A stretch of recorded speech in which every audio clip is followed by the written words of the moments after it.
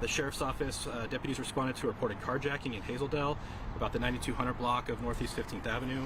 The victim reported that two suspects, a male and a female, had stolen his van. The witness also stated the male suspect was armed with a handgun. The suspects reportedly left the scene of the stolen van. And around 10:54, so not quite 20 minutes later, CCSO deputies were dispatched to a suspicious circumstance just south of our location here near the Goodwill in Salmon Creek. Located at 14300 Northeast 20th Avenue.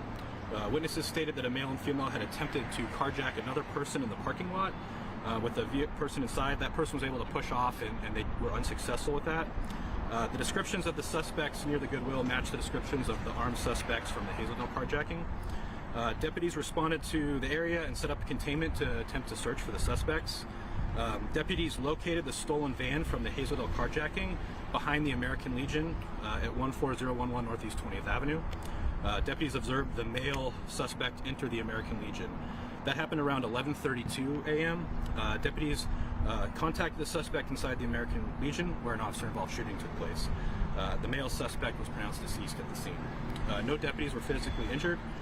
Law enforcement searched the area using K9 unmanned aircraft systems, but were unable to locate the female suspect.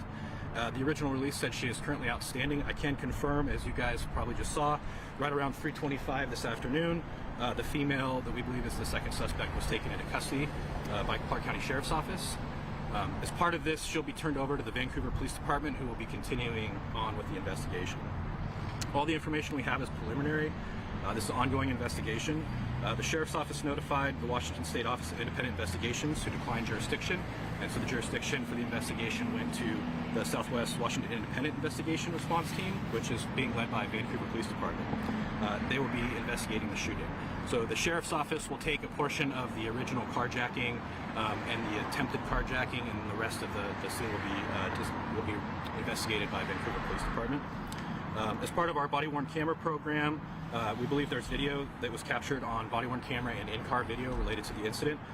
We haven't had a chance to review that at this time, and so that'll be reviewed and released at a later time. In compliance with Washington Administrative Code and Washington State law, the Sheriff's Office can't be involved in the investigation, so we haven't had a chance to talk with the involved deputies or to have any more information, so kind of all my sources of information came from the call logs and the information we have available there.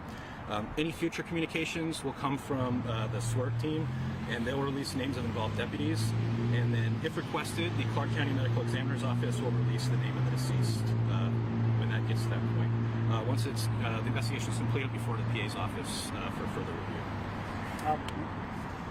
When they encountered the man in the American Legion Hall, was it an exchange of gunfire, or I don't know any of the details, and I can't discuss any of the details because again we can't be involved with that investigation. So the way it works for Washington State law is once that independent investigation team happens, that is completely turned over to them, and so we can't have anybody involved in that investigation in that piece. So we have pieces of, again, from the original carjacking, the attempted carjacking, that we'll continue to investigate, but once the shooting takes place, that goes into that independent team.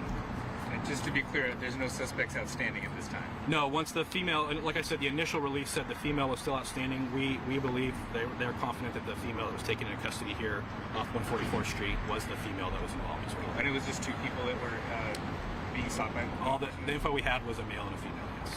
And did you guys get a tip about where this one was? It clearly was just down the road. Yeah, you guys saw that kind of happen right as we came up. I don't have any information about how they got contacted about the location here. And how many deputies are put on administrative leave? So there's currently 4, and I don't know the breakdown, witnesses versus deputies that discharge a firearm, and so that'll come out at a later time.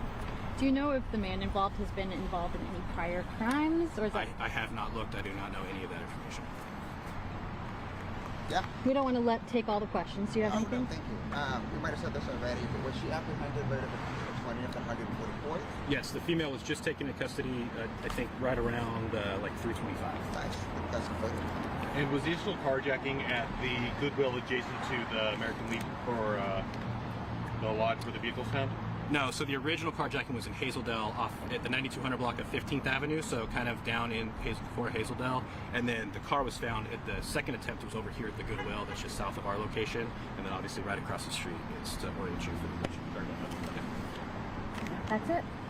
Okay. Very good. Thank you. Thank you, Thank you Sergeant. very much. And you guys know, like, the way it works with the SWORT team, so VPD will be lead on this